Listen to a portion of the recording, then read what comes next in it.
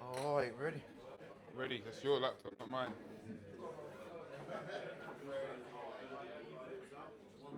There's another guy that can't make dinner anyway, so it's fine. Why? He's got a train. I said, move your train. Come on, His man. trains run till midnight, bruh. Yeah, man, we can train, man.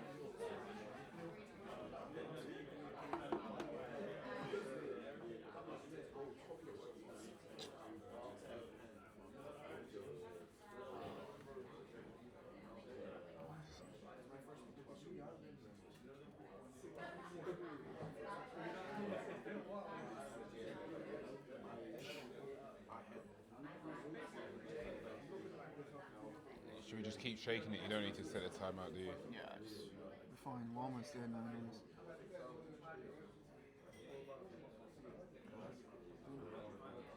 White's you? White's you. I was gonna go pee. I'll go pee after when you get into it. All right, all right, all right, all right, all right, everyone all back? right. Let's kick it off. Let's kick it off. All right, guys. Let's go. Yeah, if that takes up to that'll probably take up to like 2:30, 2:45, and we just get everyone out as quick as possible. Yeah. All right, guys, we good? We good to go? We good to go? We good to go? So we're getting into section 2. Yes, let's go. So we're getting into section 2. We're starting off with programming that gets results, creating training plans that drive progression through accurate phases and designs. So muscle growth is driven by progression, not exhaustion. No split builds muscle on its own. The training program is merely a vehicle for the real driver. Progressive overload is one of the key principles into building muscle tissue. Volume requires matter, of course they do, but it's also specific to every individual. Sometimes it's not about chasing a pump. I could do 100 press-ups and get a pump. That doesn't necessarily mean it's contributing to building muscle. So educating lifestyle clients and competitors, it's about progressive overload, what you can progress every single week till you can't progress it. It's not just about going to the gym, getting a good pump and getting out the gym essentially. Progressive overload also, it isn't just your top set in the gym. And progress isn't only measured via weight in the gym as well, how much you can do. It's also manifested in alternative ways. Acute improvements in form. Again, are you progressing the form of that exercise as well, not just the load? If I'm in a position where I can bench press 100 kilos for 10 and I can't progress weight, can I progress the way I'm performing that movement? Can I progress the tempo of that movement? Can I progress the way I perform that movement as a whole? So tempo, control, form, range of motion, and execution quality as well. Then eventually load. So before, if I'm doing weights now and I'm trying to progress, I make sure that I progress everything else before the weight, and then I progress the weight. Still good. Oh, so monitoring training phases beyond form analysis. Granted, that's essential. When reviewing a client's training video, look beyond just movement quality. So what I look at is, I look beyond just the form, look at movement quality. So what I actually look at in a lot of training at the minute is bar speed and tempo. A lot of people be able to perform movements great. How many guys you get send a training video and they're like, shh, or they're like throwing the leg extension as quick as possible. You see it, you're one of them. You see it all the time. People send you training videos. I'm like, hey, whoa, What's the rush? What's the rush? It's not about moving weight from A to B. Muscle growth occurs how? Putting a muscle under stress, sitting in the contractile position as long as possible. The more the muscle stress, the more you're going to create a stimulus for muscle growth. So at the minute, I'm actually not looking at form. Grant, go for it. Do you find some people respond differently though? In what sense? So the way that I train, that's the reason why I was laughing, because we were doing back the other day, I'm doing barbell rows, Pat goes slow, I go fast when I do it, but I go heavier, but the form is still good. Who's got better back? Who do you think? Pat. No, I'm joking. It is also, in that essence, it's also personal dependent, but you still train with great form. Yeah. Regardless if you're going fast or slow, you still got great form. What we're talking about is optimal progression. 100%. You've got a great training base, you've got a great back, regardless, you're not swinging from A to B with terrible form. I guess what it comes down to is also your training experience. So for example, if somebody is like brand new to training, you clearly aren't, new to training. So the way that you can target your muscle is going to be completely different than someone that's completely new. So for you, it's like you can actually probably still target the muscle effectively, even though you are going a little bit quicker than what is optimized. Again, that's why the whole science-based training doesn't always fit with everyone, because again, you got to realize your experience of training. Like for me, like I know how to target a specific muscle because I can just get that mind-muscle connection. Doesn't matter if I'm like flying the weights off. Obviously, optimally, you want to control it down. But then it becomes really personal dependent on the experience of training. So again, you've got to take that into consideration when you are speaking about this. So yeah, I would be looking at bar speed and tempo, effort distribution across the set. And what I mean by that is, are we performing the first 4 reps with great intensity and then starting to slack off at the back end of the set? How many times you see it, textbook form, before you know it, the squat turns into a half squat, turns into a quarter squat. What we doing here? Do you know what I mean? And we have to look at that and this is what I'm talking about, like really getting a lot out of a lifestyle plan. Because a lot of coaches just look, form's great, sweet, next video. It's like, is the tempo good? Is the distribution of the effort across the set good? And also, what I like to look for at the minute, and I say it, is what I actually look for is the dismount. How are we getting off machines? I always say, someone sends me a form video, I say, let's watch the last 3 reps. You're not training to failure. You're not creating that stimulus for muscle growth. So all the training videos I get now, I skip the start. Because someone this week said, can I have a new training plan, Jase? I said, sweet, we must have maxed out everything we're doing. They sent me a squat, it wasn't even a half squat. It wasn't even a quarter squat. It was the range of motion was so poor. And what we're saying is, before we change stuff, have we maximized everything we can do in the current plan? Because if you're changing a training plan every 10 weeks, how many variations of a leg extension can you do? Do you know what I mean? So let's milk the movements, get the most out of them and try and really get everything out of them. And then again, when movements get hard, if you're programming 4 sets of 10, please don't. Let's use intensity amplifiers, progressive overload. These are techniques that increase the difficulty of a set without adding weight. Using intensity amplifiers and understanding and applying them makes program much more effective as well. What's an example of an intensity amplifier? Great question. We've got everything covered, bro. Boy. So an intensity amplifier is does anyone know? Do you know? Carl knows? Go on. Anything trying to just like extend the set. Just amplifies, extends, make the current set harder. So if I went to a David Lloyd and because I'm strong and it only went up to 50s and I wanted to get and create a stimulus that's going to help me grow, and I would add an intensity amplifier. When guys say to me, oh Jase, I'm on holiday, there's only 12s. Well, make them 12s as heavy as possible. So I might do a rest pause set where I perform 10 reps, rest, and then I perform a bit more under fatigue. So intensity amplifiers are extending a current set and making it as hard as possible. So what I like personally, my favorite is a drop set, extending that set and making it harder, moving into a higher volume realm. So I'll complete a set to failure, immediately reduce the load, perform more reps to failure. Negatives, slow down, control the eccentric portion of the movement. When you make a rep slower, essentially it makes it heavier, as we know. So control that portion of the movement, 3 seconds down, 1 second up. Pause set, pausing in the contractile, perform a back squat, sitting in the contractile for a second. It's gonna make that movement harder. We're coming from a dead stop notion. It's gonna take momentum out. And then a normal set is obviously performing a standard rate of tempo, and then muscle round, or they call it cluster set.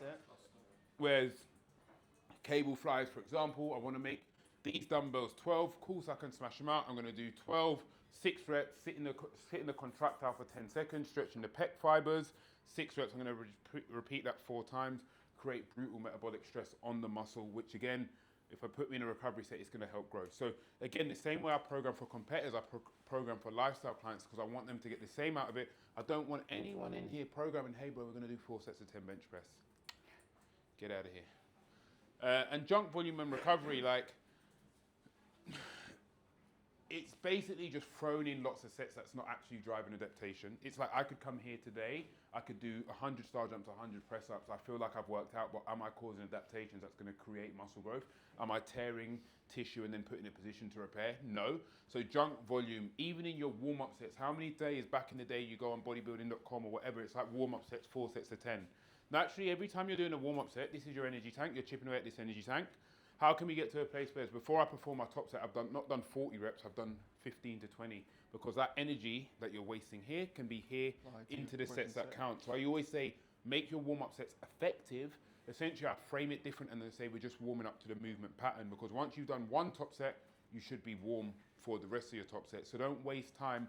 Every exercise you do, 4 sets of 10, we need to warm up for it, because that's just junk volume there. And it can become counterproductive as well.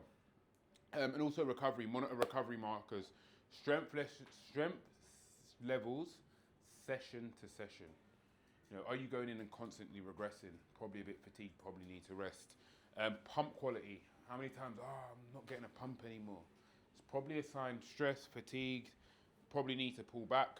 Joint comfort, sleep quality, motivation. If these decline, sometimes you need to adjust your volume. If you're going in every day and absolutely trashing yourself, the recoverable volume is too high. And we've all had it, we've all been there where we trust ourselves, gone in and tried and done more. What I'll do is rest days and deloads. If you have a client that's training 7 days a week, they're not training hard enough, 100%. You should be fatigued if you're training hard enough.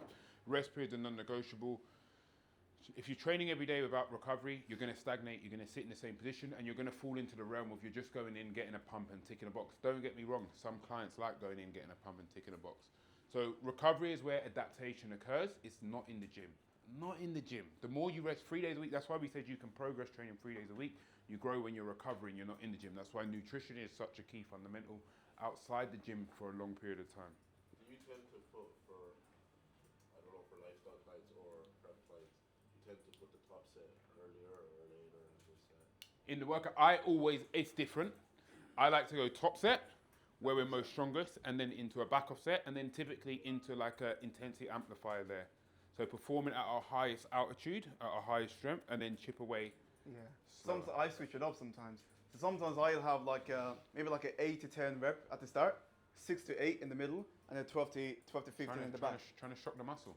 Nah, because something. Trying to shock The the muscle. reason why, because have you guys ever figured out? Have you ever found out sometimes in the second set you're a bit stronger? I don't know. Sometimes. But then again, my counteract is Yeah. you should be logbooking to know that you would be a bit stronger. It's because you get used to the load at the start. Then you're probably not warming up properly, is what I would say. Oh, That's true, but again, it's very client dependent. I don't do that for everyone. But again, that's a good notion of why you should get guys to log, because then if you're stronger that week, you know, if I'm stronger in the second set, I know the first set should have been heavier. Should be heavier. So Yeah. that's why the importance of logging is, and people, I don't want to carry a logbook. It's so important when it comes to your training as well. So I normally do that for guys that aren't not as advanced. So like for example, if you're not as advanced, then it's harder for you to nail your top set, in my Yeah. opinion, right? Otherwise, because you just don't even know what's your heaviest set. Do you know what I'm saying? Whereas if you do that like middle set where it's your heaviest, you can give yourself a little bit of time to get used to that load. The heavier, the middle set would be heavier, then you add more load to it. You can still get to that 6 to 8 rep range. For me, it works out better for people that aren't as experienced, because I see that But I they think can get better. when you're experienced, you know what your top set is. Yeah, you know, you genuinely know. Here we're going to talk about split. The split exists to distribute volume, manage fatigue, and enable progression. So here we're just basically going to talk about like how to gauge the best split for the individual. So the best split is one that allows. Oh, shit, every time. What do you think the best split is? Yeah, good question. Huh? Don't read this. What? One they can follow long term. Yeah, anyone else? Depends obviously on their lifestyle. Yeah. Yeah. So there's no best split, it's what one is best suited for the For that individual. person, yeah, super important. Yeah, so the best split is one that allows high quality effort, repetitive sessions, and adequate recovery. There's no universally superior split, only a split that matches the athlete's current needs and capacity. All right, so how do you actually gauge this? Training age. Advanced lifters tolerate higher loads but need more time to recover between sessions, targeting the same muscle groups. Why? Because normally people that are advanced can trash the muscle better. Simple as that. Like you can actually connect with your muscle, so you need just more time to recover normally. All right, recovery capacity. Sleep, nutrition, stress, genetics determines how quickly an athlete can bounce back. So this comes back to volume and actually fatigue as well. So I'll be thinking about what their environment is like. So I think you told me if someone was working like 12-hour shifts, 12-hour, consistently. Now that will also impact the way that I will obviously phase out their split. So if they're in a very, very highly stressed environment, that means their fatigue is going to build up a lot higher. So that means they may need a longer time in between sessions. So that's the way I would think about it. And also the sleep, if they're not getting good sleep, they will also, that will also help you have to think about how you're going to volumize their sessions too. Weekly training days, frequency dictates whether volume is concentrated or distributed across the week. So sometimes you see guys doing bro split, push pull legs. Bro split is usually for people that are more experienced, in my opinion, because you can also focus on single muscle group, trash that muscle group, give yourself more time to recover. And I wouldn't normally do a bro split for beginners because they just don't know how to connect with the muscle as much. So you need more volume in order for them to have similar type of input output, than someone that is. And naturally, advanced. with that, you get better the more you do something as a beginner. So, would I really put a beginner on a bro split, chest once a week? Well, let's look at numbers. If I'm doing chest 52 times a year, or I'm splitting it over the week and I'm doing chest 104 times a year, how do you get better the more you do something? So I'd split that volume from one chest session to twice. Yeah. If I'm looking at trying to get this lifestyle client as big as possible, performing as quick as possible, as strong as possible, I'm going to split the frequency so I'm performing a movement as often as possible. So I always throw it up with 52 times a year, 104. Yeah. When I was at my biggest and strongest, when I was doing a legs push pull split because I was performing that movement twice a week. So it gave me the opportunity to get better, to get greater, to get stronger. Yeah, but this is what I'll do as well. Go for it. What about for someone who's in advanced training? Like, even if they want to grow, is doing chest once a week enough for that person? It's person dependent. If that person needs to only bring up their chest and they've got dense legs, they've got dense back, and there's still acute body parts that need to come up, a top chest, we may then go to a bro split. But again, it's personal dependent. Like now, one week I might do bro split, one week I might do legs push pull. Yeah. But again, it's dependent on your enjoyment as well. Because I get guys that say, bro, I fucking hate legs push pull. That's fine, okay. Cool. Yeah, bro split. There's like as we go through it, you'll be able to then identify how you can actually go, like how can determine which split would be the best for the individual. But then there's individuals that, legs push pull, push posterior. This is a new split, probably been around 2 or 3 years. Yeah. Again, someone like Kyle, big juicy quads, he doesn't need any. Let's put him on a posterior day. Yeah. Again, it's breaking down that individual. What's your opinion on an upper lower split? I think it's the best way to get as big and as strong as possible, as quick as possible. But it's just not attractive to social media. How would you structure it out? As in what sense? Upper, Upper, lower. lower, rest, upper, lower, rest, upper, lower. Depends I would have again. it on not every split needs to be Monday to Sunday. Yeah. And a few years ago, it was a big thing to have rotational splits, 8-day rotations, weekly rotations. I remember in 2020, I was doing training week A, training week B. Yeah, it's not Monday to Sunday splits. It's rotational. Lower upper rest, lower upper rest, lower upper rest, or lower upper rest, lower upper rest accessories. Accessories might be your abs, this and that. So again, a lot of it is framing it into rotational. Not every day. Not Monday doesn't have to be chest day every day. You know what I mean? Yeah, it's again very personally dependent. Everything can change. Like for me, like I could program someone upper lower rest, upper lower, I think upper you rest, do upper. grow the most out of upper lower rest, upper lower rest, upper lower rest. I'm not really in the game of full body like quads and then chest. I'd rather have it upper lower. Yeah, rest. you got to think about is volume, so volume gain as well. So like the more volume that you have in a week, the more opportunities you have to smash the muscle and grow. But then you got to think about recovery as well. Is that person recovering from that upper lower? If they're not recovering from it, it's no point And giving. again, with that upper lower, because there might be multiple leg days, you're driving more inflammation. Yeah, it's not so gonna, it's like- personal dependent. Yeah, so you got to also put that into consideration. So load tolerance, can an athlete handle near maximum load frequently, or do joints and CNS require longer rest? So that's another thing you need to consider when you're writing a training plan for someone. So if you're making that person go to failure consistently, let's say for example you're training push, and then 2 days later you're training push again. Have you recovered from that push session the first time? If you haven't, it's probably not right to push that close. Maybe put it further again in the week. So you got to think about how to actually distribute the volume throughout the week in a way that they can recover. So intensity, sustainability. Can the athlete sustain high efforts across multiple sessions per week, or does performance drop off? Another thing is to log their workouts so they can see whether the intensity is dropping, whether the weight, they can keep that weight across the week, or whether they have days where it's really, really low, or days that's really, really high. So that will also help you to choose the right split for them There's too. obviously no point going in the gym 6 days a week if the 6 sessions like a deload. Might as well just have it off. Yeah. So single body split, bro split, when does it work best? How high output, low frequency? Why does it work? The split allows the full recovery of joint and CNS between sessions, targeting the same muscle group. Now you can apply maximum effort and concentrate it to one region per session. And who is it for? It's best suited for advanced trainees because they can actually target the muscle effectively. High recovery demands lift. So if that person has to do like, let's say for example, deadlift or like a leg day is just fucking disgusting leg day where it needs a while to recover, a bro split may be best for them. Those training 5-6 days a week consistently. So, you know, if they enjoy that, that's what they love to do. Bro, I love to be in the gym. I love to train 6 days a week consistently. Then, obviously, you can offer them a bro split. But yeah, it's easier to manage cumulative fatigue at very high cost. Ideal when progression stalls due to systemic fatigue. It's also really important, not due to lack of stimulus. So, for example, if someone has been doing push-pull legs for a long period of time, and you can just see like this guy is just getting fatigued. Whatever we do, we pull back volume. It just takes a while to recover because you also got to remember, like a split can change depending on the phase the person is in. So if the person is in one phase and they've absolutely like used up that program and now it's not productive for them, you can change the split again to make sure they're still progressing.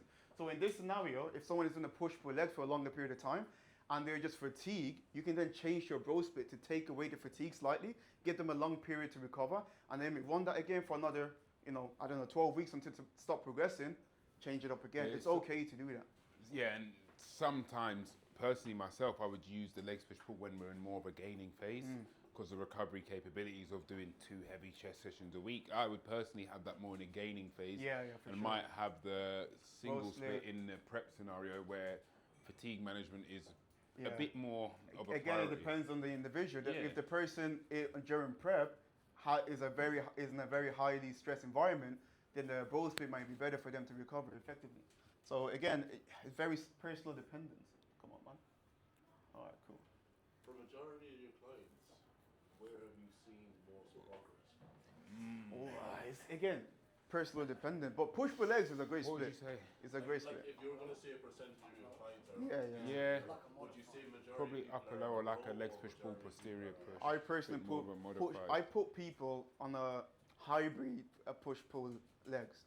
And when I say hybrid, so like I'll put my emphasis towards an area that needs more development. Yeah. Do you know what I'm saying? So it So could that be like push day pull legs, might have chest 2 back. shoulder days instead of instead of a chest and a shoulder day. Do you know what I mean? If someone's got really capped delts, that I might do legs push. Normally it's legs push pull. That might be a chest bias push and a delt bias push, but depending on the individual, then push sessions might both be delt bias. Yeah.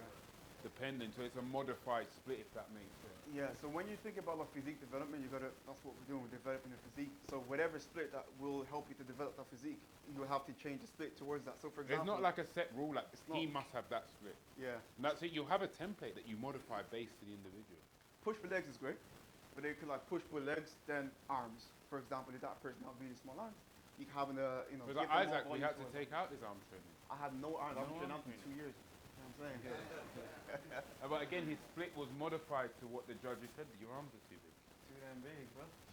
Push pull leg split. Again, this is a moderate frequency for steady progress. This is one of the most popular split because it's great. It's best suited for intermediate trainees, athletes with average recovery capacity, those benefiting from frequent load exposure, and people training 4 to 6 days a week. If you do this split, do not do legs push pull. Please put a rest day in You between. need to put rest in Because if between. you're doing pull, you're doing your heavy pulls, and then getting into So- leg day, you're trashing yourself. So Yeah. again, this is why I say to you, not all splits are Monday to Friday, Monday to Sunday, because again, you're gonna have to put a split in the week, which is then gonna roll the split on. Yeah, it rolls Unequally. on sometimes. Why does it work? Muscles are trained twice per week, providing sufficient stimulus frequency without excessive fatigue accumulation. So when you're actually writing the push-pull legs split, you're not going to put so much volume in one It's session. gonna be lesser than Yeah. if you're splitting that volume over the Spread week. it. It's not gonna be the same as if you're just doing a bro split. Bro split. Bro split, you can cane them for one day. Like crazy set, crazy volume because they have the whole week to recover. Whereas push-pull legs, you got to spread out the load and the volume. Fatigue is spread across the movement patterns rather than concentrated on single joints and muscle groups. Better skill reinforcement, as Jay spoke about, and technical consistency from repeated practice. And Yeah, you this get here is better. important. The more you squat, the better the you better get at you are. squatting, 100%. And for newbies, people that are getting into training, or even like lifestyle clients, this right here, like that's why you put them normally on the push-pull legs, because they get used to performing that exercise over and over again, and they get better. How many exercises do you guys max today? 5, 6. I would say 5, 6. Yeah, 5, 6 is probably the So you're like right amount of exercise. It depends again. Like Kyle's very experienced. Kyle programming, we're getting 8 exercises. And it depends on the for person. Haas, we might have 5 or 6. And what's made you decide that? Because he loves Experience. training. He fuels himself well. He's on a high caloric diet phase. He's been training X amount of time. He's assisted. Again, we know his recovery capabilities. He performs optimally even at that volume. So it's depending on what it is. But some people, 5 sets might be enough. But it's also it's also just assessing. Also, like genetics plays a massive role. So if I have someone like you, I might give you a little bit more sets. Do you know what I mean? Because I know you can take it. Because I know you can grow stupidly. Do you know what I'm saying? So if I know that you have a capability of recovering quicker and growing effectively, I can push you a little bit more to get the best possible outcome. And that's where it comes to like tracking that data. If you set a program in the first week, mate, I'm trash, I feel horrendous. Second week, I'm trash. Change it. Third week, I'm trash. We probably need to pull back. Yeah. Whereas I know Carl grows better with more. I grow with more. I can do volume with that. I've grown better with more volume. Yeah. But like you'll learn there's volume trainers and non-volume trainers. All right. So I wish you guys could see that proper. That's a good Scroll one. down a bit. Picture of. Scroll down. Scroll down. Oh, there you go. This is a good one to take a picture of if you guys want to. It helps you to kind of, it's like a flow chart to help you make a decision on the best split.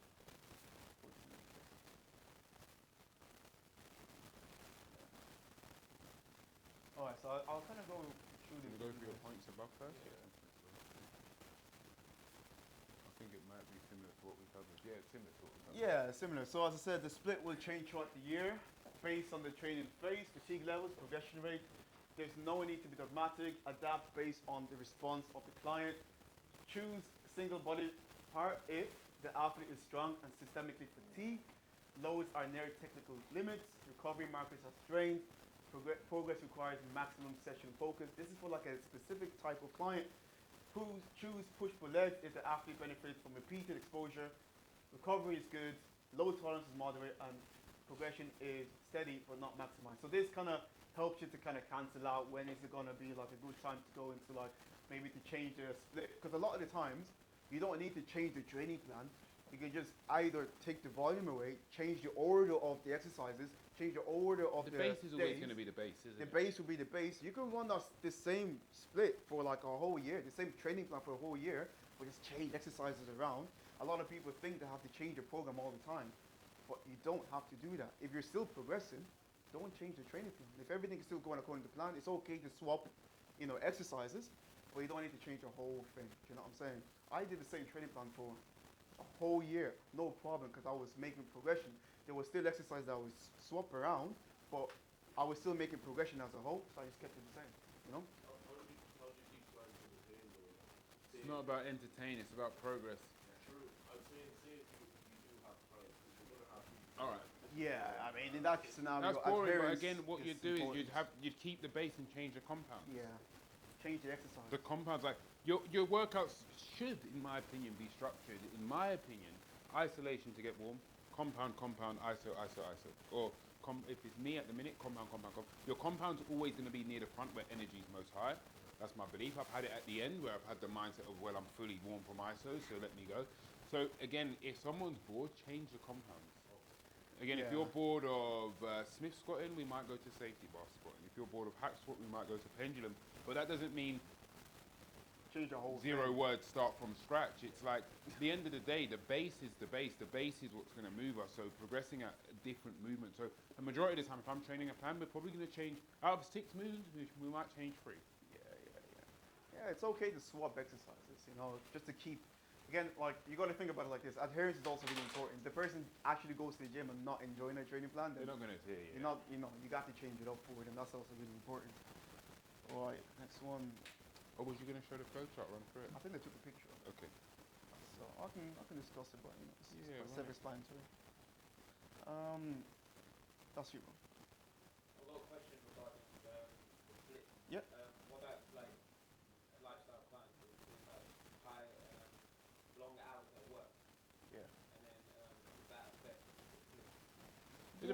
depends. It can. you get to the gym? You can do long hours, but if you can get to the gym, then we're fine. Yeah, I mean, again, it all comes down to the recovery. Yeah. All right, if they're able to recover effectively, then the split, then you choose a split that is sufficient for them. Like, example, a question you can ask, let's say for example, to know what split is best for this person, you start, what's the training experience, all right? Is the athlete advanced? Yes. You move to see whether the systemic fatigue is in check. Is the athlete struggling to recover between sessions? Yes. Single, it could be good for them, all right? So, no, if they cannot recover, go down here, progression quality, is the performance improving on the second week exposure? Yes.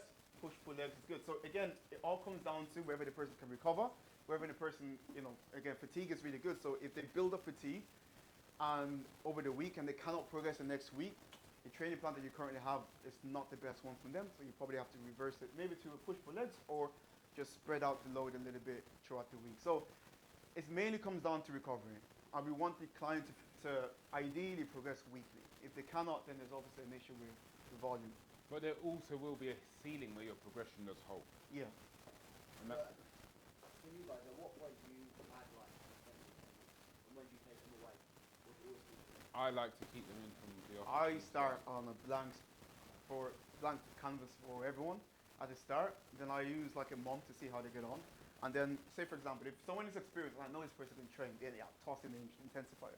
If I have a lifestyle client, I'm not going to ask them to do bare job sets. You know what I'm saying? Like, I'll keep it neutral, like normal, just straight sets. And then as he gets better, then I may then increase. That helps. Like even as you were saying, things about being bored. All right, if I got a client, hey man, we're going to do 12 weeks learning the bass. I might make a note in 12 week add intensity amplifiers. That's my fun. That's another 12 weeks. Essentially, like clients now been in that same split for 24 weeks. Do you know what I mean? So you can have it as a canvas, which you use the intensity amplifier as a progression phase, or like myself, I'm like, let's just start from the off. But again, He loves it, man. I Job love set. it. Fucking When job set, I everything. signed up with him, bad job sets. I was like, bro. I was saying lean all year, bro. Yeah, job set. Job set every set. I was like, nah, it's trying to kill me. All right, let's move on to the next. In your training program, at some point, you end up adding would you add stuff like giants? At the minute, I'm big on after 2 big compounds on legs. So you might have a squat and a leg press. I might put in 8 seconds of a negative hack squat for 1 set, just to drive fatigue, just to. Yeah, I love the what you call it. Like, because there's not a right or wrong. Yeah. Muscle rounds, yeah. Muscle rounds, I love muscle rounds. The guys would know. I'll put them, but my muscle rounds are a bit different. It's a bit sadistic, to be honest. I'll do like, I like four reps, 6 sets. So like it just gets them going, smashing the muscle. I think I do 6-4. I like 6-4. But again, it's stuff like that. To me, that's when training's fun. Like if I've done 2 heavy compounds and I got 1 set 8 second negative, the body's under stress and we're creating more stress. That's how you're going to tear muscle fibers to recover. A lot of guys are just black and white training. Yeah, you got to be fluid with It's your also training. got to be a bit of fun for you as well. Yeah, so like hypertrophy is driven by effective sets, not total sets. The goal is maximizing volume, not maximizing. It's maximizing. Sorry, the goal isn't maximizing volume. It's maximizing productive volume. What is the recovery volume? The highest amount of weekly volume that allows strength progression, consistent performance, and stable recovery markers. Not recoverable when the loads regress week to week. That's when you know got to change things up. But in a diet phase, you will see some regressions. Yeah, that's in the normal. back end. That's normal. But you want to try and hold it in a diet phase as much as you can. Pump diminishes in quality. Joint discomfort rises. That means the person is fatigued. Performance fluctuates unpredictably. These are clear signs that the volume has exceeded the athlete's current capacity to adapt. So in a dieting phase, this may happen. That's where you need to obviously track the data in order to kind of, you can also kind of preempt it. You can actually see it coming and then stop it before it happens. One question. Yeah, go. So, when you're training, let's say whether you want to bulk or you want to cut, when, let's say, at a time, like I'll go straight and say that I'm doing like completely training, Yeah. like even on a bulk, I'm pushing weight. When do you then implement a deload or you just say that just don't go to the gym? So I think there's a lot of factors. I'm going to before you ask go 3 through different that. people. So 3 people. What would you do? So the question is, So I want people to get 3 or 4. I'm going to ask me, Isaac, Kyle, and I'm going to ask someone else at random. I want to see the perspective of so different the people. question that I've got here is, say you want to bulk and a cut, so let's say you want to bulk, doing, your food's good, let's say sleep okay, like you're still getting 7 hours, but you still, when you go to the gym, you're not pushing as much weight, like you're like pushing, like let's say 2 days ago you're doing like 35 from incline, but now you're doing like 25, but you're just pushing, like what do you do in that situation? What do you do? I know what I do. I know what I'll do. 4 days off the gym and like a week of lower volume. Yeah, I would. Yeah, that's. I like to do 2 days away from the gym. I actually think it's as simple as sometimes you need to give yourself time to miss the gym. Like a Then simple. would you stick to the same meal plan, or then would you I would. then What I would do is off plan? if I am getting someone to take a deload, I don't like the whole go in and train at 70%. I'm like, just don't fucking train. Just the 70% volume to me doesn't make any sense. Days off over deload. Days off Yeah, over yeah. Like to me, I class deload as 3 days off the gym. I'm like, if you're going in at 70%, what's the point of fucking going in? Yeah, when you still go in and fucking using it. Yeah, you're using your energy tank. Again, as some people say from a mental perspective, it keeps in routine. Grow up. Simply take the time off the gym and go back in. Because genuinely, you're still expending energy going in at 70%. That's what I'm saying. Days Yeah, off over the recover. So I actually think 72 hours off gym, give yourself a... If you go on holiday, right, you take a week off gym, how buzzing are you to get back and train? Sometimes it's the mental, fucking hell, slogging at this for 60 weeks. Give yourself that mental capacity to miss the gym. What I like to do there is keep the training day food in that rest day, because again, there's obviously something here that's causing a lack of recovery. So keep a higher caloric intake, which is controlled because we know what's in, over that 3-day deload, and then get back into gym. You're gonna feel fresh, you're gonna miss the gym, you should be able to perform. That's my opinion. fuel up at rest. Fuel up at rest, but don't fuel up just eating fucking shit. Fuel up on good nutritional quality foods, because sometimes if it's on a weekend, still have your cheat meal. Some people fuel up on the wrong foods, and we spoke about eating the wrong foods in a growing phase, in an off season, in a cheat meal. The sign of lethargy could actually pull you back the next day. Yeah, I mean, similar approach. There's a lot of nuances there, so like I will overview everything. I'll have a look to see where the body composition is at. I'll get to see where the recovery is at. Again, for me, being a data guy, I will have a look at all the data before I make a decision. Say, for example, if they're pristine, everything is perfect, straight into just take the time off the gym. Yeah, or, like, sometimes you just have a gotta little miss bit the of a- gym. You know, sometimes it is. You gotta miss that gym. You know, as I say, you go on holiday, you come back, you're raring to go back to the gym. That's one thing I'll do. So, but if there's another thing that's actually within that I've identified within their current plan, or maybe the load is too much, where they've just ran out of the capacity within a session, I will then actually just take some volume off the gym, Again, it could be take some volume off the it exercises. also if as a coach, it could be you. Yeah, it could be you. Maybe If the there's volume's too much volume, right? We go to train, we're training. This is your energy tank, and this is where, as a coach, you have to make a decision based on nutrition. If this was Kyle when he came to me, and I'm like, Kyle's good, his food's good, his sleep's good, he's flagging out in these sessions. I now look as a coach and say, maybe we need to implement intra-workout carbohydrates. good, yeah. And this is another tool as a coach. You need to understand where to put supplements and how to biohack muscle growth and recovery. Because if that's Kyle, and I know he's pristine in everything, and he's saying that load is not getting anywhere, I don't feel I'm regressing. Well, this is when you train, right? This is your energy tank. End of the session, you're here, put carbohydrates and replenish glycogen, all right? Yeah. If we're training, chipping away at Kyle's energy tank, he's here now, he's starting to regress. We now use intra-workout carbohydrates, 50 gram of carbs, easily digestible. We're topping up his energy tank. His performance during that session is now going to get greater simply by using intra-workout carbohydrates, because what are carbohydrates? An energy source while you train. So sometimes it's not the program, and they don't need a deload. You as a coach just need to have something to buffer the session in the peak of that growing phase when they're as strong as possible. Yeah. Any of my guys, when they hit peak strength and peak calories, instead of keep shuttling calories, how can we have more calories whilst you're training? Yeah, intra-workout is a game changer for a lot of these things. But as I say, guys, like the main things, like it's going to be really easy for you to make a decision when you have the data to go off. So that's why, again, I always stress it. I'm just a data guy, and I can make, literally, you pull different things in order for you to make the best decision possible. But if you don't have the data, you're just doing it randomly, and you don't know whether what you've actually tell them to do is going to be the right, thing. But again, it comes with experience as well. I like to have data to make the best judgment. Go for it.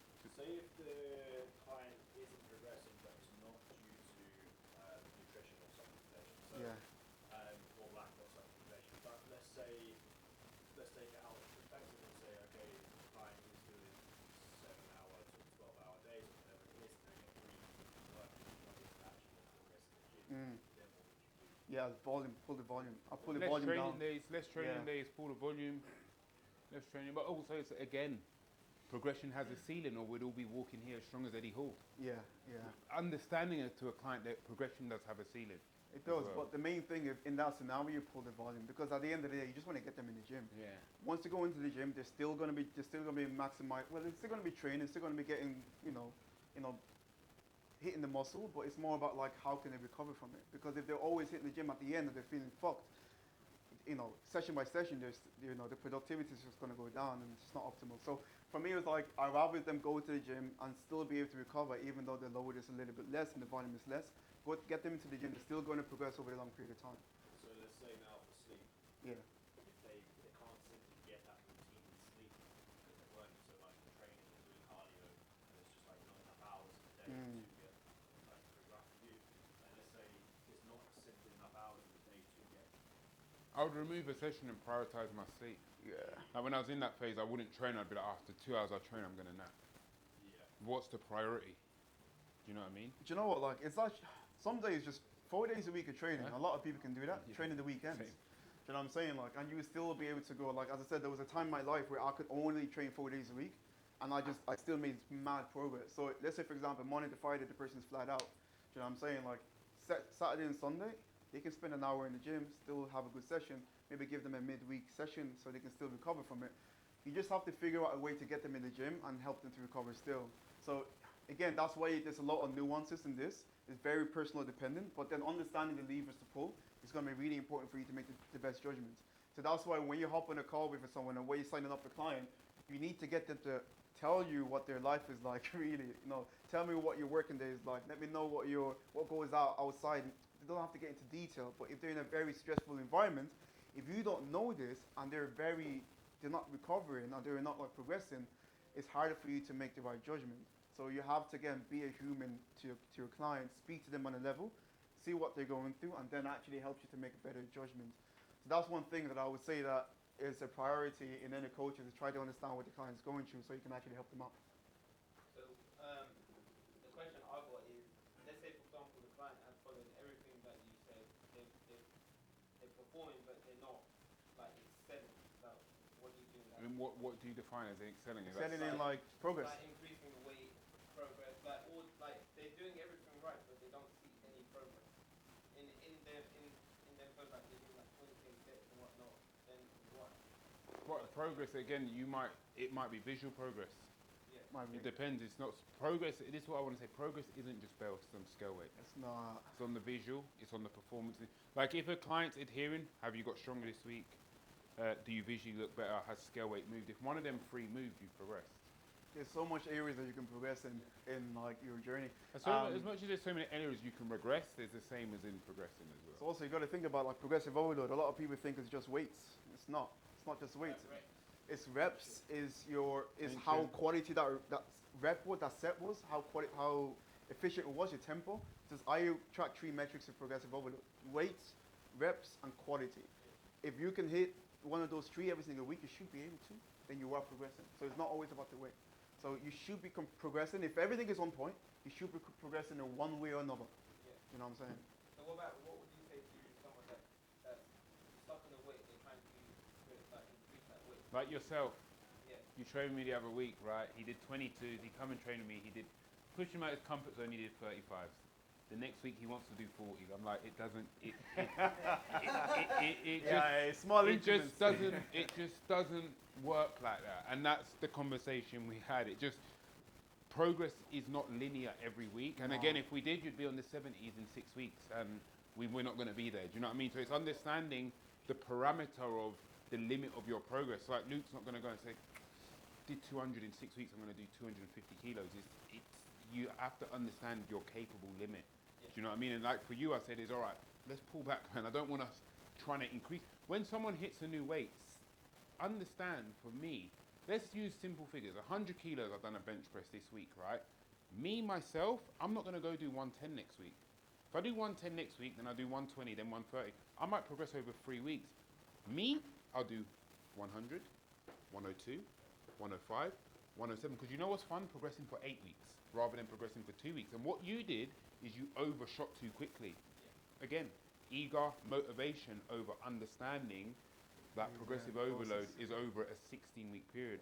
There's many times, that's why the biscuits, the micro-loading plates, they come in, because I get an endorphin release out of progressing. I'd rather progress for 10 weeks at 2.5 kilo rather than progress for 4 weeks at adding 15 kilos on.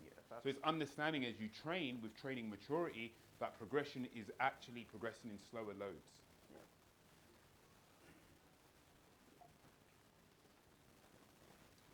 Alright. So reducing overdeveloped muscle group, I think this was me. So basically, I'm going to use myself as a case I study. was actually meant to put a photo of you in there. You should have. So muscle size is maintained by stimulus, not intention. To reduce the size, you just systemically remove the hypertrophic signal. So how did I actually stop growing my arm? You just removed training. I just removed training, but I did it gradually. You know what I'm saying? So you got to think about it like push, pull. Secondary movement. Secondary movement, your arm is still going to, you're going to maintain its size, right? And what I did was like, I looked at my physique, I was like, okay, cool. My arms are growing out. Every time I trained them, bro, like they would just blow up. It was ridiculous. And so in order for me to stop doing that, I reduced the size of my, direct isolation volume, I removed that. So curls, extension, didn't train that. Didn't do any of those. Training close to failure, in terms of those movements, I slowly chopped away from it. High metabolic stress, pump work, didn't do it. Frequent weekly exposure. So when I was actually training my push and my pull, I had to change the way that I was actually doing it. In terms of like, whenever I used to do a lot of rows like this, because back then when I was trying to grow my arms, this was a good movement like this, you know, the supinateds to actually target the muscle and also the back. So then I went to neutral, and that helped to take away the load from that. There's loads of different things, but also I looked at my physique and I was like, all right, cool. If there are any other things that I need to actually develop in my physique to take the emphasis off my arm and put it towards somewhere else. So it was my delts. I smashed my delts up to get my delts bigger. So this is coming to like physique development, like say for example. It gets it from like just training to like physique development. Yeah, so this is more about like competitors. So like if you want to like build a certain physique to fit a certain criteria, you have to be very specific in the volume that you allocate to certain movements, but also how you want the physique to look like. So for me, it was my arms was too overpowering, took the volume away from that, put more volume towards another muscle group to grow it, and also just didn't target it at all. That's pretty much how I did it. So the arms receive enormous amount of indirect movement from chest and back training. Secondary exposure is real. The volume lines in is primarily relevant for competitors being judged on. And naturally, you'll get that as physique well. development. Like I've got a client, you know him, Ollie Rosario. It's like his legs are freaky. We've not trained legs in a year because for his lifestyle goals, he doesn't need big legs. So for some clients, you actually program certain body parts. Naturally, some people might be a lifestyle client. How many lifestyle clients you got? Like, fucking hell, his legs are big. Sometimes I won't program for them if they don't want them legs any bigger. Or if they're not, some people will be like, oh, my legs are too big. I want them smaller. We won't program for it. And that's some clients just you can remove the volume and balance out the rest of the physique. Yeah, so also exercise selection is really important. So for me, it was like adjusting certain exercises that I knew that if I was training pull, it was going to affect my arm a lot. And honestly, there was a time where my arms were still growing and I wasn't training it. I just had the genetics to grow my arms. So I adjusted my grip width, elbow angle, and exercise variations. So this comes down to specific exercise selection for like specific type of person, you know. For obviously competitors, you have to be really smart in how you actually. It's interesting because I had that with a few of the wellness pro athletes as well because their legs are growing. Naturally, if you're using anabolics, your upper body is more receptive.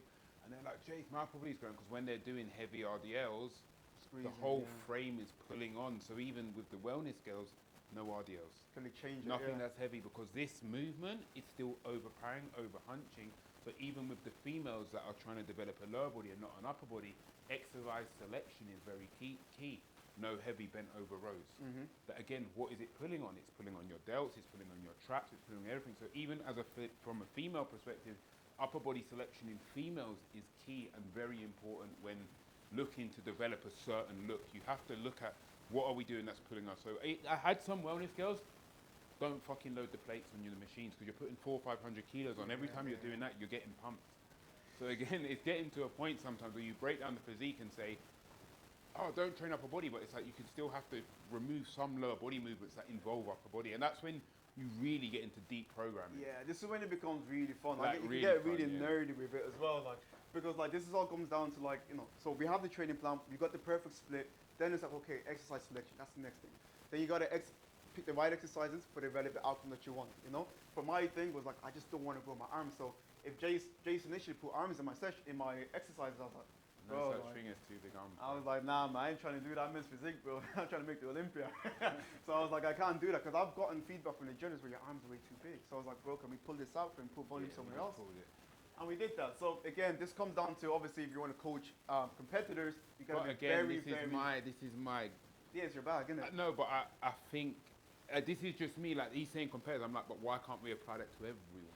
The thing is, you can. Because you in can. my like a lifestyle guy is like me. Mhm. I want to have the best dream physique in the world, bro. But the thing is, with lifestyle people, everyone wants big arms. They want big Yeah, arms. yeah, You know they what I'm want, saying? yeah, yeah. So for me, it was like I do that specifically for Yeah. competitors because it's more like you judge your physique, bro. You know what I'm Yeah. saying? Like with lifestyle, you're not judging your physique. I mean, you are in a way, but like You are, bro.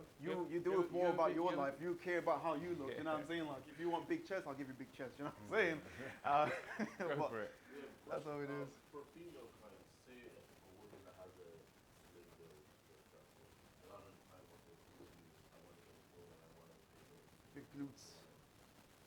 In those scenarios, and they're like, I don't really want to train up the body, do you still think I it's more than you train I up the don't body? really give many females upper body. Maybe one session, or maybe like if I feel it's going to enhance the shape, we might have like quads and delts.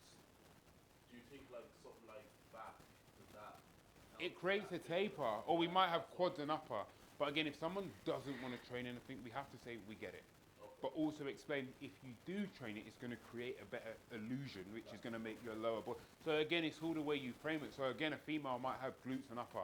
Don't want to do a full upper session, but let's do a bit of an upper session.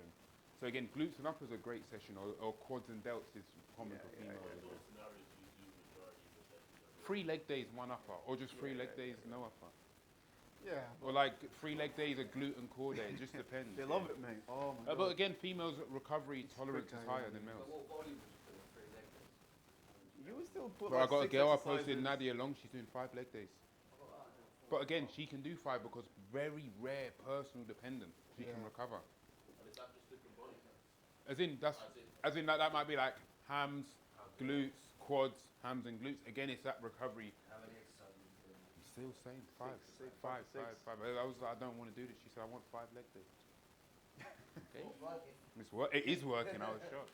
Yeah, girls have a. They have a higher recovery. tolerance. We can Yeah. push them harder in the You can push diet them. phase. They have higher Even like pain set threshold. rep ranges, you can Yeah. push them higher. The rep ranges, like I 6 to 8, like you can push a girl higher. They can recover quicker than guys as well. Again, like I said, it's back to finding how every individual responds. But yeah, so obviously the volumizing my strategy was removing direct arm work, adjusting exercise selection, bias volume elsewhere, monitoring direct, indirect volumes. We kind of went through that already. How long should a program last? You want to ask somebody for that? How long do you guys think a program should last? As long as it works. Yeah, Yeah, pretty much. yeah. As long as it works till it doesn't work, and if it doesn't work, just swap movement patterns for movement patterns that are fresh. Because when you swap a movement pattern, you've now got a runway to try and peak that. And again, the actual base of a split, in my opinion, should always stay the same till you've really grown and maximized it. Yeah, so a program should last as long as it produces progression without one-way fatigue. Time does not determine the program length. It's a response to the program that does. So, I can't say it. Acclimation. Acclimation. I knew the word I was gonna say. Learning movements and improving efficiency. That's gonna obviously take some time for a lot of people, especially people getting starting a new program. It takes them a while to get used to it. Then obviously progression. Then you need to progress. All right. So like the first. Go for it, bro. But again, intensity amplifiers, you're teaching, you don't get bored when you're learning. You get bored when Yeah, you're not gotta learning. teach If them. you've got a lifestyle client 10 weeks, 4 to 10, and you say, hey, we're going to come out of this, we're going to try progressive overload and put a drop set in, intensity amplifier, they're now in a position of learning. You only get bored when you stop learning. I do it in blocks, so I go through phases with them. So the first phase would be like just getting them used to because that's exactly what we're doing, acclimation. So we're getting in the block would be like them getting used to a certain set pattern. I think 12 to 40 12 to weeks. 40 to weeks. really nail any programming, I think you need to run it up for a long period of time. Yeah. But again, all right, your client's getting bored, right? So again, I've got a girl last week, I'm getting bored. We've got training week A and training week B. People forget to. It was a big thing in like 2021 Yeah, Jordan. yeah. Training week A. So I have a girl. 1 week you do this training plan. 1 week you do this training plan. You can't get bored if 1 week you're doing squats, 1 week you're doing hack squat, and that's how you minimize the getting bored factor, because every week is a different workout. Essentially, then it's rotating back. You can still progress, yeah. It's But you'll different probably exercises. progress quicker because you're progressing over multiple movements and different movements. So what I would do is I'd have a training plan A, training plan B. By the time you get back to A, you should be raring to hit that movement pattern again. And that was a big thing a few years ago. It's kind of like washed out, wasn't it? It was massive. Like push, leg switch pull A, leg switch pull B. I brought it back like last week. It's like, man, programming's taking twice as long. In what sense?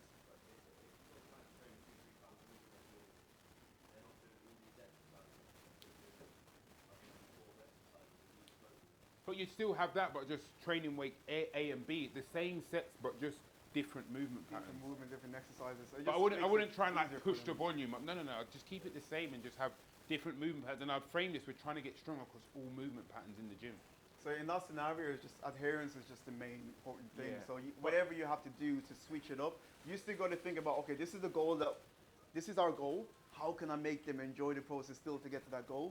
So you just have to adapt the training plan. As I said in Jase's example, program A, program B still allows them to do similar training patterns or training movement patterns, but still, achieve the goal without always having to change it up. Because boredom comes from doing the same thing over and over again. So if you have them two splits, A, B, they're not going to feel like they're doing the same over and over again. Yes, where was I? How long? All right, so progression, load, reps, execution improves consistently, diminishing returns, progress slows, fatigue accumulates. That's when you know, okay, it's time to probably change it up. Only change your training plan when it enters phase 3. Most people stall because they never stay long enough to progress properly. That's when they switch too much. All right, cool. So let's go to the next bit. All right, so this is another. I love my this is a lot of diagrams. you, bro. Yeah, sorry, so I went in with this all one. Cool. So this is another one. It'll give you an overview on what to do. How long a training plan should last. All right. So And a lot of the time with life supplement is how you frame it. how you Like frame this it. client this week, bro, need to change my training plan. As soon as I said, send me one video and I looked at it, I said, like you need to he's change not it. going to ask again. He's not going to ask again because you need to change something when you've nailed. You don't change what's not even. If it's fix what we've got before we change it. Yeah. All right. So just to go through it quickly, I'm just going to go through one scenario so you guys can get it. So how long should a program last? So the start. A program is currently run. Is the performance still progressing? Load, reps, execution, quality improvement? Yes. Is fatigue manageable? Recovery between sessions, joint health? Yes. Keep program running. No. Can fatigue be reduced? Change in structure? Like that means like changing the volume, reducing the volume, reps in reserve, adjustments, deload. So this is the main thing. So a lot of this time, if fatigue is not manageable, you can basically solve it by doing what it needs to. But if that's still not the scenario, then obviously, program nearing expiry. So if that person is still having a lot of fatigue, even though you've changed, reduced the volume, adjusted the load, given them a deload, then obviously you can probably go into like a different type of program, maybe like a bow split, or just give them a long ass deload. So there's a couple of things you can do. So when you work your way through this, it really helps you to make a decision. So again, if I go down here, progress plus recovery, programs continues, progress plus fatigue creeping, adjust the volume, effort, no progress, and but they're still recovering, minor structural tweaks, no progress, high fatigue, program expired, new design. So that will help you to make a better plan for them when they do come up to different pitfalls in the training. So you need to track these. We'll get them to track their load increases. It's really important to have a logbook. Rep increases, improve execution at the same load. So this is basically how you progressive overload. So when I tell people about progressive overload, this is what I talk about, those three main things. Increasing the load, increasing the reps, and improving the execution of the same set. A program should change when progression stalls for 2 to 3 weeks consistently. And when I mean change, you can swap the deloads. You can have a deload, take away the volume, swap the exercises. That's what I do for my clients personally. And from a dieting perspective, A plateau is not just because they haven't dropped for 1 week. Yeah. A plateau is a weight loss plateau is very similar to this. If the metric hasn't dropped for 2 to 3 weeks. Again, because in a plateau, like we said, there's not a written rule, you must drop in 7 days. Sometimes a few more days might lead to a bigger loss. Yeah, so don't just change your plan after a week and no progress. Give it 2 to 3 days, 2 to 3 weeks for you to ride out, and then change it if needs be. But a program should change if fatigue remains high despite adjustments, technique degrades under unusual loads, motivation and confidence drops. So this is kind of like if you're not motivated to go to the gym, and if the confidence drops, then obviously change it. You know, because adherence is more important than the best optimal training. You know what I'm saying? And then obviously this is important for you to take a picture of. And now these signal that the current stimulus has been exhausted and a new training phase is required. And why, for touching on that, not putting the diet in phase after the first week. If we set a client on a dietary phase in the first week, we put them in a deficit and they don't drop, what could be one of the reasons why they don't drop? No, so if you got someone coming to you, they've trained like shit, you put them in a diet phase, the first week they've not dropped. Some of you in here might say, oh fucking hell, he's not dropped, let's pull more. No, let's look at the objectives. Inflammation from training is a real thing when you've not had structure. Inflammation is going to drive fluid retention, and that might be some reasons why weight might not drop. And that's why we say even with plateaus with dieting clients, give it not just a week. I like to say if I have 2 weeks of less than 0.3 to less than 0.3 weight loss, we probably need to signal a change, because a lot of the time is you'll put a client on a plan first week diet needs not drop, but the inflammation from training is led to them not dropping. Yeah, that happens a lot. You guys probably already know, but yeah, just give it more time for it to pan out. But again, you don't need to change the training plan totally if you haven't seen no progression in 2 or 3 weeks. Swap in 1 or 2 exercises, adjusting volume, modifying the reps and reserve refinements, no program overhaul. So you want to go through all of these first, guys. So like adjust the program volume, change the exercise. There's loads of things you can do until a lot of people don't need a complete new training plan. They just need a little bit of adjustments before you can change it. Now it's very rare that a person will just absolutely like run to the end of the training plan, unless they're like we take them from being a complete newbie to be extremely experienced, and then you can change it, or something in their lifestyle changes. That's when you can actually change the training plan, in my opinion. But most people just need exercise swapping, just devolume a little bit, or just deload, and then they'll still be making progress after. Oh, same thing. Next. So again, today we wanted to talk about everything. So we're going installing a champion's mindset. The best coaches don't just write training plans, they build champion mindsets, and that's when we spoke big on mentally understanding where your clients are in a diet phase, mentally understanding where they are. Lead by example, being in great shape yourself, showcase your doing the do. And being in great shape doesn't mean being a competitor, doesn't mean being photo shoot ready. It just means looking after yourself and walking the walk which you ask other people to walk. You have more authority when you've been in the trenches and you can relate to your clients. I know I can push clients because I've been extremely pushed. Reframe the perspective, getting clients to reframe the perspective of this is hard. I don't think this is hard. I don't think I can do it into this is hard, not many can do this. 100%. You want to be on the upper level, you have to do what the upper level requires. And I speak about this all the time. And balance at the upper level is you can't compromise when it comes to balance. Hold yourself to higher standards, even if you have to pull clients up on their shit and say to them, this isn't going to work. Because again, a champion mindset in clients requires upper level accountability, 100%.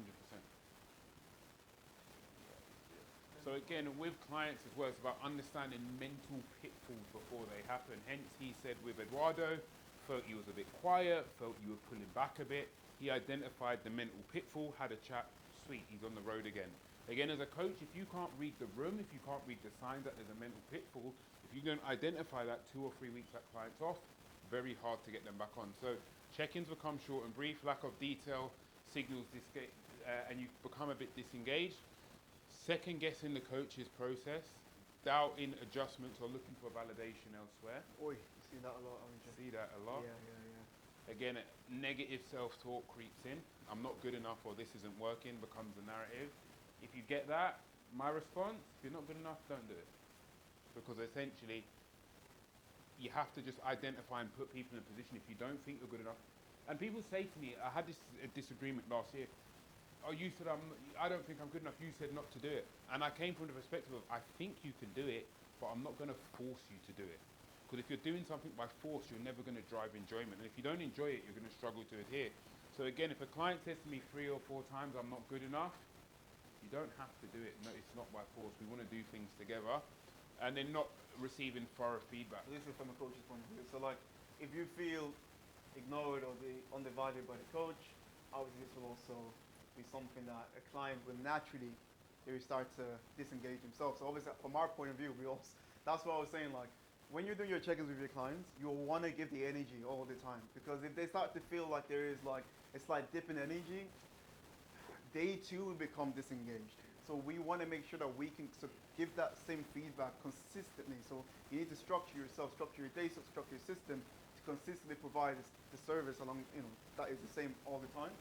That's what I found. Like, obviously from being a coach and when I was new to being a coach, this wasn't the best thing for me. You know what I'm saying? I'm just being completely honest. I had to learn from losing clients that, I need to maybe not do all my check-ins in one day.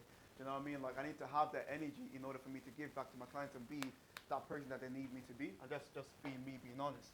Because you can be like, the client, but us as coaches as well, we need to make sure that we are the best that we can be, so they can see that version of ourselves too.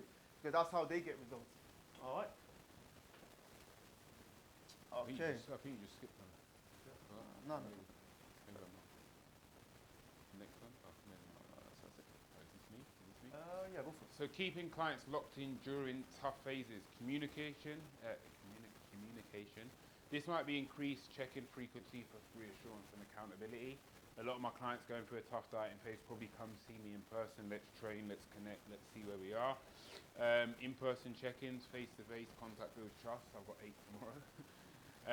Strategic, I love it. I was in there tomorrow. But again, I do so many. You follow me on Instagram, you see I'm always meeting clients. It's so important. I got off a plane 7 a.m. on Thursday. I was meeting clients before I went home, because to me it's like, there's only so much I can get in that message, there's so much I can understand. So that meeting, obviously, yes, I'm one human, I try my best, but it just breeds a different energy.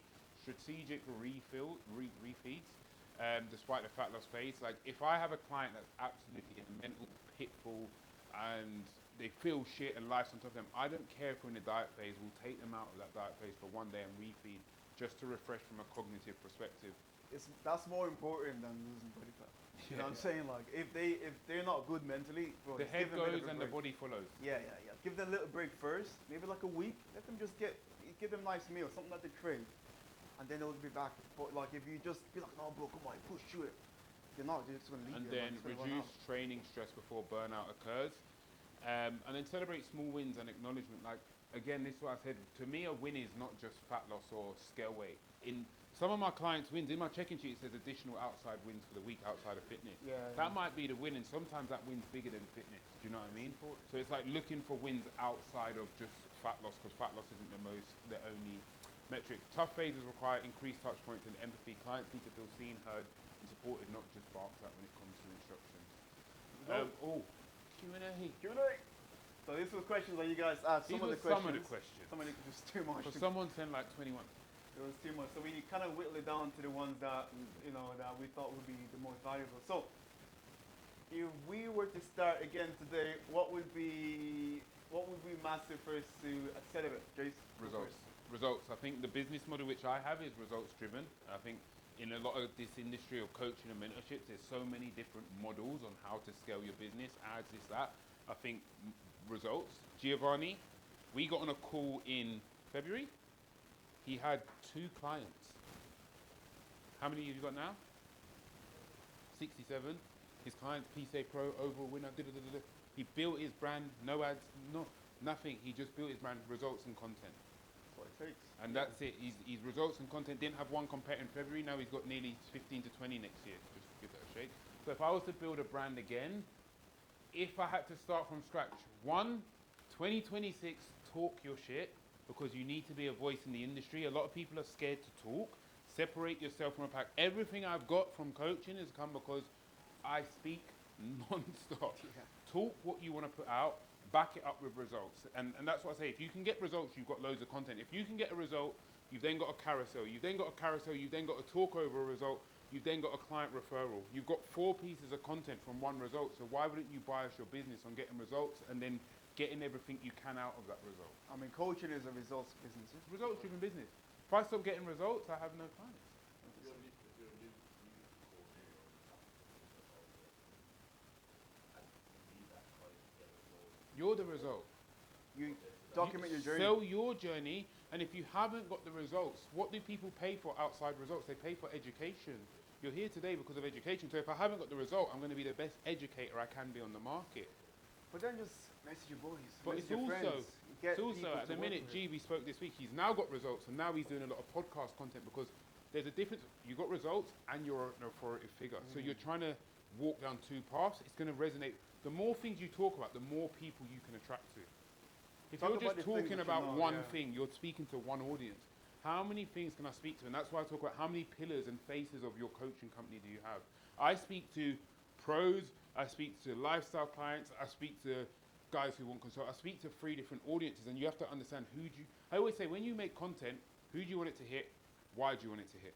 And then that's where it is. So if you haven't got results, use yourself.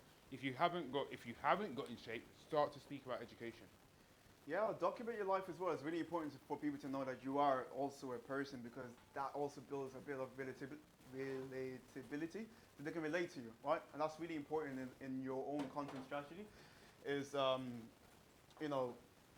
let people know you're a person. But to grow your business, coaching business is results. So you need to learn actually how to write a right diet, a good diet, learn about training plans. You need to consistently reinvest in that. Like, you have to consistently do that. It's not something that you just learn once and then, okay, I'm good now. Do you know what I'm saying? Like, it has to be a long-term thing. And then just keep churning out results.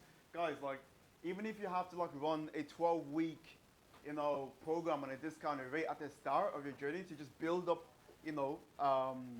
marketing tool by getting results, do it. Coach your friends, coach your mom, coach your dad, coach everyone around you to build that results first. Use that as a marketing tool to push. So if I was going to start as a coach right now, I would coach all my boys first, all my parents, my mom, my dad. I'll coach everyone, get results, push that, because it's from results that you get people that will inquire from that again. But if you don't have results to push, how are you going to grow your business?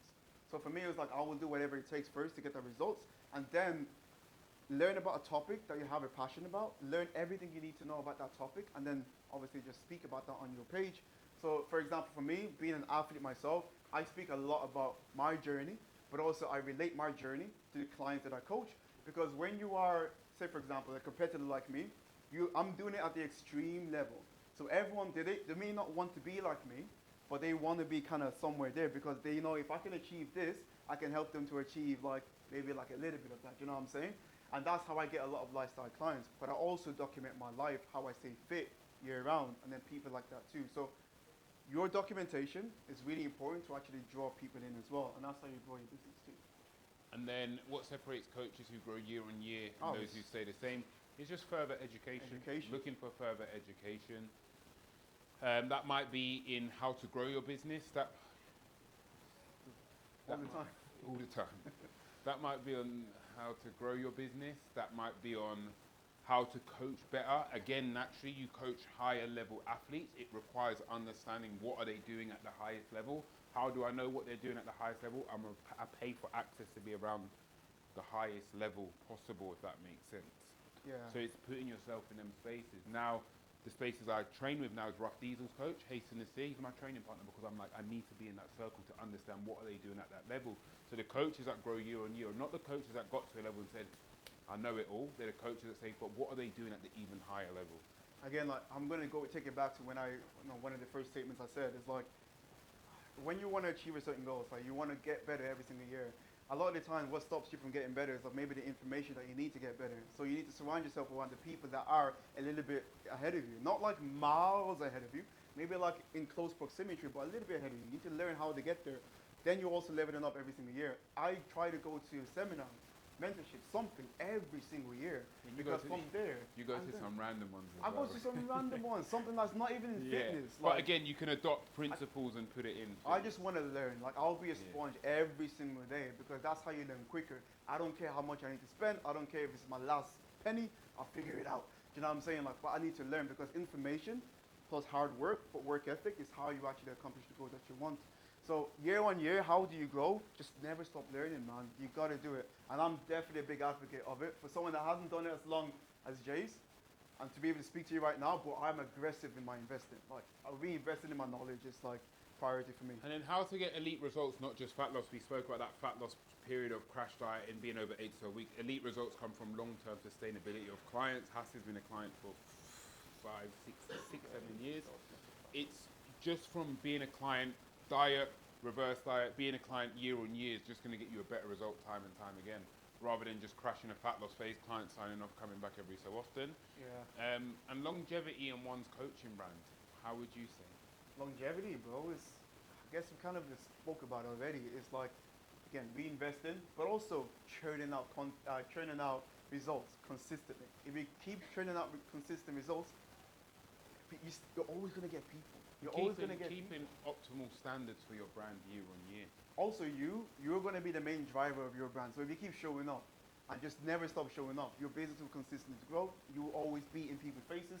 Like Jay's always out there. You know, he doesn't even need to do a photo shoot, but he does it. Why? Because he stays in great shape. He brings people in.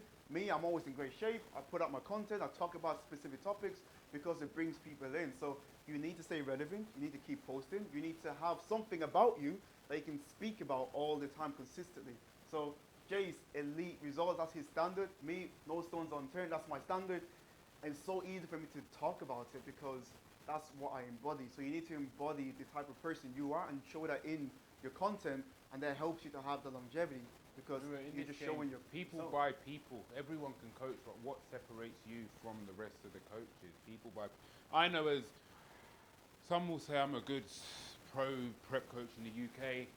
I said, okay, this person just does competitors, this person just competitors, this person does competitors, but I want to do competitors and lifestyle guys. Yeah. That's how I separate myself, because I get guys now that say, Jase, I'm done competing, I want to be a lifestyle guy. Okay, I get lifestyle guys that say, I'm a lifestyle guy, I want to be competitive. So you always look, how can you stand out from the pack, and then you work towards that. Yeah. Do you think your following is really important to get clients? Like, these people that will do it, that get better, it's not much ads. In what sense, sir? Getting more clients. 100%. Is it more so your following? I wouldn't really say you're following. Again, you can have 10k followers and only 100 believe in your product. Right. Or you can have 2,000 followers and 1,000 believe in your product. It's about speaking to the person, speaking to the right person. And that's how you actually, let's say for example, if you had 1,000 followers, but those 1,000 people are the people that you're making content for and they can resonate with you. That's going to be better than a That's- million followers and and- not having anyone to speak Do you to. know what I'm saying? If you restarted full reviews, your followers have gone back to zero. But again, How would the exact same way they got there now. Well, I will literally speak about the same thing every The single day. same thing, I wouldn't frame anything. I wouldn't do anything else. Speak about the same thing every The single day. exact same thing is what Smack got, it up. what got you to your followers. We'll keep on. I wouldn't Yeah. change the message.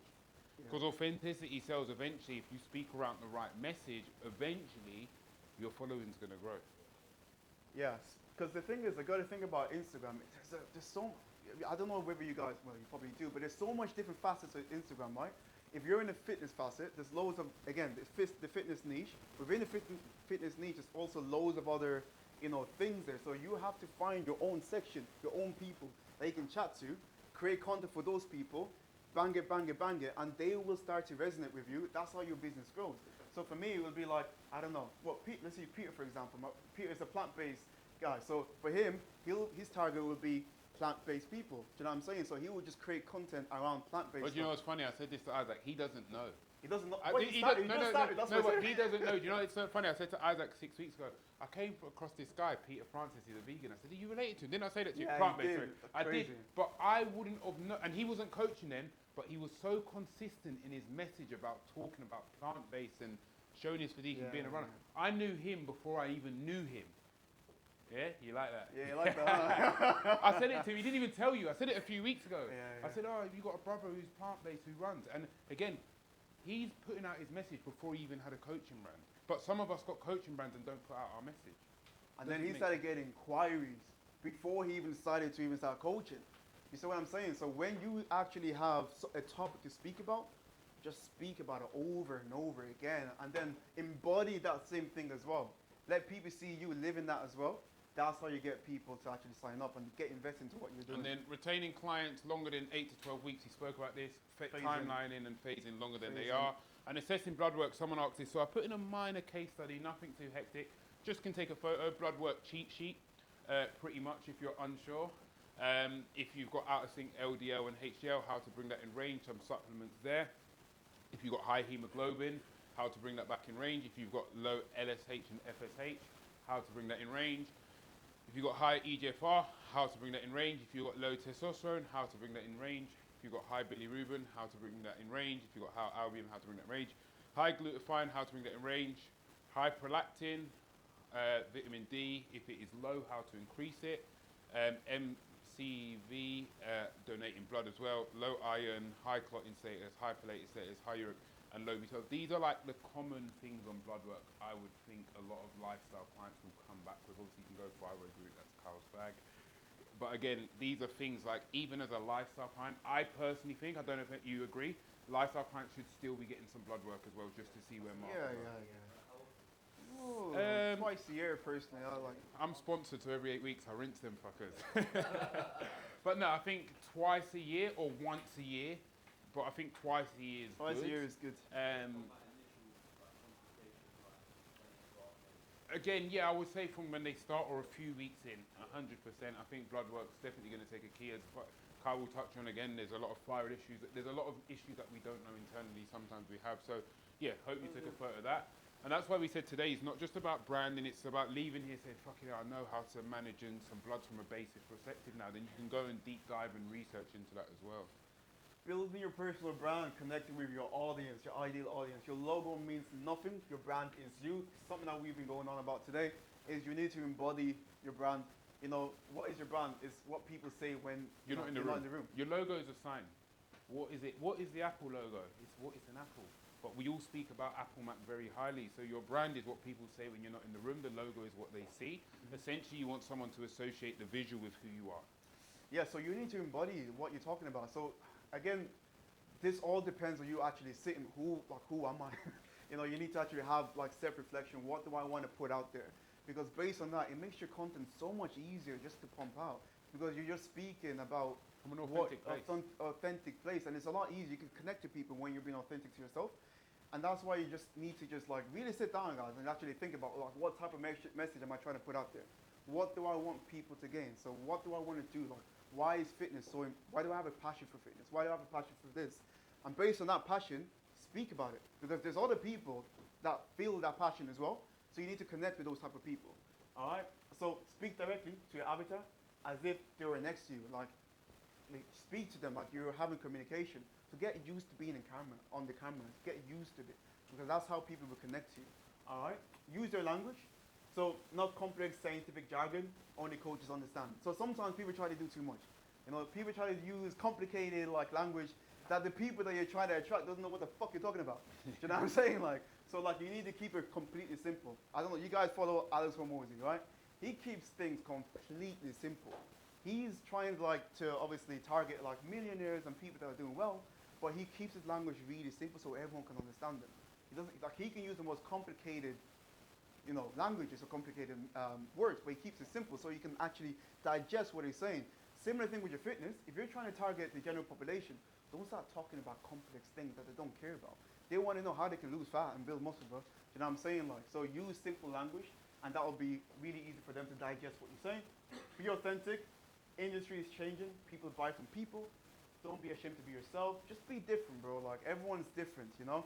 Be yourself. Be a little bit weird if you want to be like you. Everyone's a little bit weird. Everyone has their own little thing. Just be yourself. Consistency, like, so all of this works if you're only consistent, right? So embed your brand ethos in everything you do. Be consistent with your message across all platforms. And an abundance of content builds trust. If I'm on Instagram and I'm talking about a message for 3 weeks and I switch off for 3 weeks, my users just go to the next person too. being consistent Be in that relevant. message, and I don't think and you can't post too much content. Nah, you can post twice a day, 3 times. Just keep bashing it out. And then we've got the bonus, the personal brand masterclass. Obviously, we spoke about your logo means nothing. Separating yourself from the pack, so being unique in your selling point. Don't copy Ashton Hall, please. Connecting with your audience, so your tonality, who you speak to, the message you want to get across. Authenticity, not just the authority, so be authentic to your audience. And don't try and replicate your favorite influencer or bodybuilder. Your personal brand isn't your physique. Please fucking understand that. Like everyone, personal brand, yeah, I'm in shape. Your personal brand isn't your physique. I'll talk about that. So, from an athlete, my personal brand kind of is my physique. All right, and I'll explain.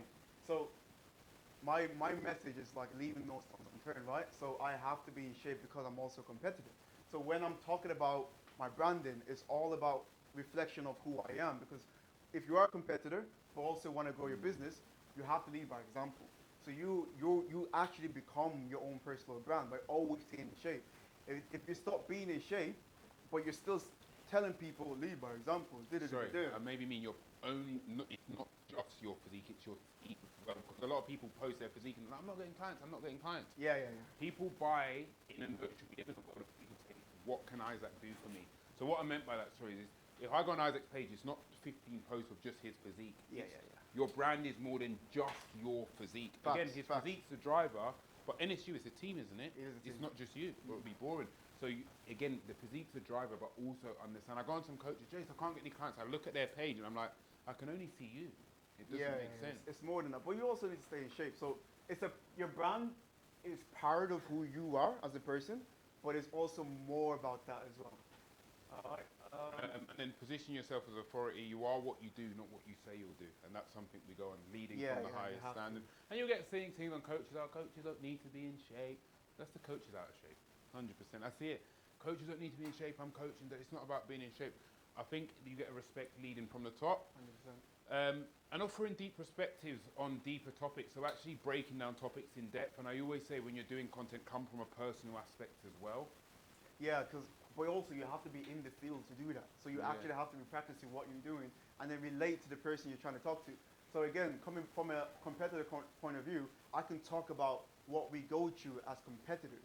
So people can relate to that because I'm deep in it. I'm doing it. So that's why when I'm coaching other competitors, I can relate to them because I know what they're going through and it helps them to become a better coach. Same as Jase, when he's coaching pretty much everyone, he can relate to them because he's in the trenches himself. He's still doing it. He's still acting. So you have to also if you want to coach physique development, you need to also be in great shape and still be practicing what you're preaching and relate to your client on that basis because they can then, have that relatability. And then also when you're putting out content, just be a problem solver. Someone said to me the other day, oh, Jase, I don't know what to speak about. I said, look at your last 15 inquiries. What they've all come to you with an issue with, that's what you should speak about. Facts. That's simple. Your last 15 check-ins, the issues in the check-in, that's what you should speak about because they're going to have the same issues as potential leads as well. Associate yourself with other leaders in your niche. By default, you'll be viewed by one. If he walked in and you go on his Instagram, he's with Alex Hormozy, Iman Ghazi, he's essentially, you naturally get a blueprint by one, who you're coached by, two, who your friendship circle is. So associate yourself in that group. So go to seminars, go to people, network with people, learn from other people. Message someone randomly like, bro, can I train with you? I'm sure you get loads of people messaging you, can they train with you? I do too. So people come up, hey, Isaac, can I have a session? Because they wanna just pick my brains for something. So you also, if you're in that position, go to someone else and learn from other people and just document that as well and let people show you that you are also trying to level up yourself too. Because as coaches, we have to continually also level up ourselves in order to tell people to level up themselves. Otherwise, you're a hypocrite, right? So you also got to do that too. And then relate your ethos, your non-negotiable to your 3 pillars. I always say every coach, I speak about this all the time, you should be putting out an educational message, a personal message, and a professional message that aligns to you. Yeah, that's right. So document your own fitness journey. This sparks interest and pulls your ideal client. Easy content. If you compete, prep series. If you guys compete, you need to be doing that. That's your bag, bro. Like right there, prep series, telling people what, even if you're like on a fat loss diet or photo shoot prep, document that. Let people see you in the trenches. Let people see you being a fat fucker to being lean as fuck. Do you know what I'm saying? Like, let people see all of that because they can then relate to, oh man, he can do that too. Let me teach me how to do that. Like, when I'm on prep, bro, my inquiries are washed. You know what I'm saying? Through the roof because I'm in there documenting it. So you guys need to capitalize on this period. Weekly upload, round up for the week, lesson learned. And Go then crazy with share the lows as well as the highs. Become authentic. I see on social media now a lot is about being a bit more vulnerable with your audience. Yeah. Breaking a side down to you as well. So also share the highs and the lows because the lows are more relatable than the highs a lot of the time. It's not always like sunshine and rainbows. So talk about that too. And then I'm big on this. Isaac's big on this. Again, this is from a content perspective. Mixed resolution content. The videographers hate me every single time. I think professional content's dying. I say this time and time again. I think it's great, but I think naturally if I scroll Instagram, I see an ad, I see professional content, I go like this, and I got a barrier up because I instantly think I'm being sold to. Adam Holden, a client of mine from a consultancy perspective, all your content now is pretty much raw, and his engagement through the roof. We've rebuilt his coaching brand just off raw content, of his self-editing. I feel sometimes you feel like you're being sold to when it's high resolution, high. Again, the best content that I see on Instagram at the minute is people genuinely just talking from their perspective in their car, from a real raw perspective, or like putting the camera down, people can see it and talking. It's a bit more authentic. So I am going to say it sparks curiosity. It makes it easier to buy. The mechanism of I'm being sold to drops, and then it's easier to create conversation. And then also take people on a journey. The photo dumps at the minute are crazy. Show people multiple sides of you, 100%. Show people you're not just a robot. I can't make content I don't know what to speak about. We spoke about looking at your inquiries over the last 6 months. That gives you your content you can speak about. Content ideas are everywhere. Your check-ins, the issues your client face, your inquiries. And again, this is a big one. People buy into communities over individuals. 150%. We know, G, you did a end of year team party, which was great. Again, if I had 2 gym memberships, right, and I had a pure gym and I had a bodybuilding gym, like an Ultraflex where everyone spoke, if I had to cancel one, what one am I going to cancel? The pure gym. I'm going to stay where the community is. Why do you think Weight Watchers, terrible facility, so many people still talk about why it's built a community? So with your coaching brand, community culture is king. You want to be a community. People don't leave communities. Run clubs, why are they so great? Community factor, camaraderie, someone to talk to, someone to share your issues with. So the biggest thing you should build with your coaching brand, Adam, we've done it a few times. We did group sessions with your clients. They now talk to each other. Well, I'm not going to leave because Tony's in the group and I want to be cool and I don't want to leave. And Tony thinks, build a community. Again, get your clients to mix with people. It's hard. Look, Eduardo, says they know each other based on the community. Like if I try to do like seminars throughout the year for my guys. So we run little seminars, they all come together, I'll teach them something, competitors, and it helps them meet each other, form a community. They all wear the same shirt, the way, you have to form like a community that they can buy into, and then that keeps the client longevity for a lot longer, and then they trust you also. So and that's really build important. A brand that does the selling for you, the best referral model. You will never see me really post up, I've got 2 slots left, I've got 3 slots left. The brand sells itself. Someone comes in, they get result, he's all right, da-da-da-da-da. Referral, man, if you nail this, guys, if you get good result consistently with you guys, and you also offer a great service, man, and then people will speak about you like no man's business. I'm just curious, this is just me doing my own research, like who inspired you from a personal brand perspective? Because I think 2026 coaching is going to go down the route of a lot of other industries where personal brand is going to be everything. Who inspires you from a personal brand perspective? Who inspired me personally, Brand? Just in general. I'll say you. No, don't say me. I'll say no. You're definitely up there. But I look at, do you know what? I look at people that people that are just a lot more authentic. Because what I'm trying to do for myself, same thing as I'm trying to tell you guys to do, is just whip up my phone and speak, and actually speak to people in the camera. There's a guy, I can't remember his name off the top of my head, but all he does, majority of his content is just him on his phone and just speaking to a phone like this, but I'm watching the whole thing, bro. I'm connected to this guy. I know what this guy's talking about. So doing that, I know that that's what I need to lean towards. I get it from other industries. I get it from Clint, from Cortez. I look at other industries and I model what they're doing. Yeah. George this guy's Heaton, not even in the fitness scene. George Heaton from Represent, because I feel like the coaching market is so behind other industries. I actually sit and I study other industries with personal brands and try and bring that into the coaching. So again, when you're doing your content, don't think Like I see that Clint every day, he's talking, I'm like, I'm going to do that next. Don't just look at, I've got Everyone to do what else. the coaches are doing. Separate yourself from the pack. Look at other industries. What are they doing? How can I bring that in? Because my inspiration of all my content is from zero people in fitness. Oh yeah, I don't try to be like It's other honestly, coaches. it's from Georgie and it's from Clint. It's from so many different people. Yeah. And I'm like, well, we're going to implement that and bring it different. Yeah, the thing is like, because the thing is when you try to be like other people, like It's you just the stop same. being like yourself, and every content just looks the same. So literally, guys, like try to get little bits from other industries. Like, yo, this is cool, this is nice. Let me try to implement that in my own fitness stuff, and then you'll just find that people will just connect with you differently because you're not talking like everybody else. Hit that. So be authentic, be just interesting, and just be yourself. I think we're there. Oh yeah, Yeah. we've got one more Q&A. Yeah. So the key takeaway, separate yourself. Being unique is your selling point. I think in 2026 more so. Standing out in a saturated industry. And genuinely, I do think this is why G's done so well. I think he's actually the only well-known Brazilian coach in the UK. So you have got a very niche there. Because why? When I associate wellness girls and Brazilian, you think a very different look. So again, I think that's credit to you. But again, you put your voice out there to everyone to hear. Yeah, man.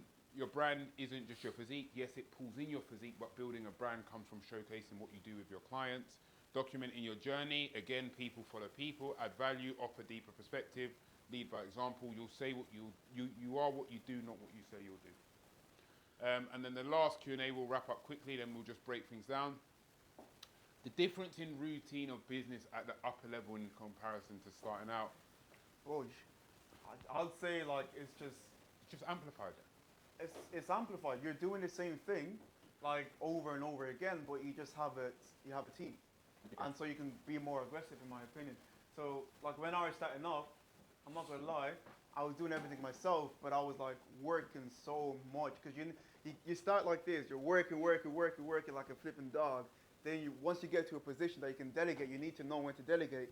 You delegate the work, you can continue working, but then you have a team working alongside of you. So what you need to do is actually know when to delegate. That's another thing. People that are working at the upper level, it's like you stop doing everything by yourself. You start delegating a little bit more work. But it's a because curse not to routine is still delegate. there. Because yesterday I was like, Isaac, I'm going to edit this video. Yeah, man, he was gonna edit it. I was like, bro, why? 10 p.m. I said, bro, I'm editing this video. He was like, what? So, no, don't But do learn that. to delegate, because that's my problem. Yeah, no, Go. it will help you out. So, for you, what would you say would be the first thing you delegate? Editor and graphic designer. Oh yeah. Anything to do with content, bro. Yeah, I anything don't to do want with content, that. because again, it's like these Canva posts, these graphics, these Takes editors, time. they take so long, but the return, you might put out the best, you might take 2 hours to edit it, it might not land. So again, yours is like cheap. My thumbnail guy's like $11. Yeah, I was like, bro. There's so just many give it guys. to me. Yeah, he was like, give it to the editor. I was like, oh, okay. Because it's like it will take me personally an hour to edit something Yeah. that I What know. can you do in that hour? Do you know what I mean? Like it's no point. You Like could I write wouldn't. up a strategy for 7 more pieces of content. So you have to do the trade-off. Yeah. Do ads really work at the beginning? No.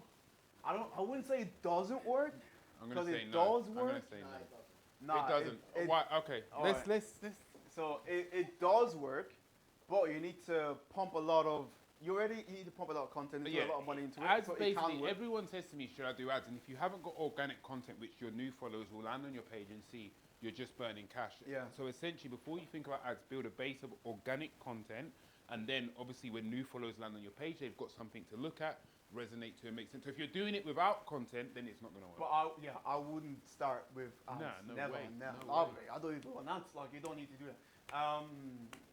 Most effective lead Results. generation, results, simple client retention. We spoke about that. Results, tonality, and process from follower to lead to Nice. client. Your system probably different to mine. I don't know.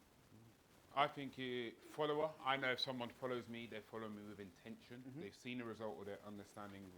They want to understand more. So essentially, I know if I just keep putting out results and content, eventually someone's going to buy it. Whether that's a comment, whether that's an interaction of a comment, then that's naturally just going to navigate into a conversation. I just have conversations. I'm not gonna lie. I'm Yeah. active, so I'll have conversations. Someone follows me. I'll Yeah, message yeah. him. I'll say, Thanks hey, bro, for the follow, thanks bro. for the follow. Wagwan. You know what I'm Easy. saying? Like how can I help? Or I just say like. Because thanks you for know appreciating someone the follow. follows you with an intention, don't they? Yeah, like if you've liked my post and you followed me, like you must have an interest in what I'm talking about. So I would say, hey, how you doing, bro? Like appreciate the follow, and I'll leave it like that most times. And a lot of the time They'll gel. re-engage they because will you dropped that re-engage. barrier. Yeah, but I usually always start by saying, hey. Then again, you nurture them with your content, nurture them with the content. When they start liking your post even more, hey, bro, I saw you liked my post. What do you think about it? And then the bottleneck to solve when you scale your business. There's a lot of bottlenecks. Yeah, I don't think There's there's a different direct stages. one. I think different stages, there's different parts. How to get results when you have clients check in, but nothing needs change. We spoke about this, just reassuring that a change is not needed, 100%. And then you understanding, you tell a client they pay for progress, they're not No paying for results. changes every single No week. The end of the changes, goal is results. Yeah, so obviously in that scenario, a lot of people are like, oh, like my diet hasn't changed, or like. But are you haven't progressing? changed things. Have you lost 10 kilos? Yeah, yeah. Yeah, So what's the point? What's the point? What's People the think next they always one? have to change, but yeah, I think that's it. All right, so that is everything for today. So yeah, so what we're going to do is Well, the email them. content's going to be recorded. The content will be sent out on a Vimeo. And then what we'll do is send the slides out as well. So that'll be done. So That was a beefy one, wasn't it? that was a beefy one. Yeah, Sorry. yeah. Has anyone got any other questions? You got a question, bro? You good? Everyone good? Everyone good? Any questions? You know, open. All right, so what we're going to do now is we go into the restaurant, the bank. So if you put it in your maps, it's going to come up the bank. When you get there, there's parking around the corner. I'll be outside. It's probably 35 minutes now with traffic. It's worth the journey. Who's attending? Put your hand up. I think most people, yeah. I think there's only one not attending. Keep your hand up if you're driving. All right, so can I have the driving guys to the front, because I might need 1 or 2 people to jump in with you, if that's all right. We'll get there. There's going to be food. We've got our own section, so it's going to be cool. Some of you have been there before. I'll probably jump in. We'll jump in with Carl. Me, you, and Catherine. We'll jump in with Carl. Get Peter in as well. Just the driving guys to the front. Just the driving guys to the front, because then I'll ping, ping, ping, ping, You ping. found it. You driving? You got 1 or 2 spots? 3? Okay, driving. I wasn't Who else is listening. driving? Yeah, we got into it at the end. It's always the case. Hass, did you get trained as well?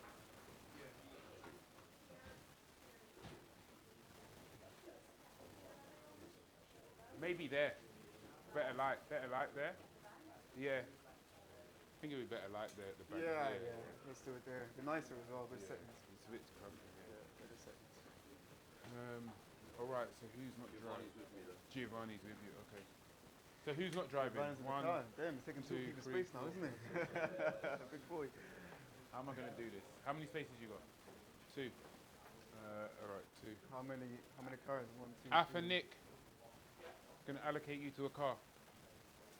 If you get there, you've never been. Have you been? You've not been. Okay. Yeah, You know it, direction. All right, sweet, bro. Just drop us a message, yeah? Oh, bro, good to see you, man. You Take care of yourself, bro. All right, sweet. No worries. You off, bro? Man, good to see you. Take care, man. You're with these 2. Yeah. Nick, hurry up. Nick, hurry up. Sorry. You're jumping in with these 2 guys. Sweet. Just wait, I'm going to set up first. 2 slots. I'm not sure. 2, you need a spot?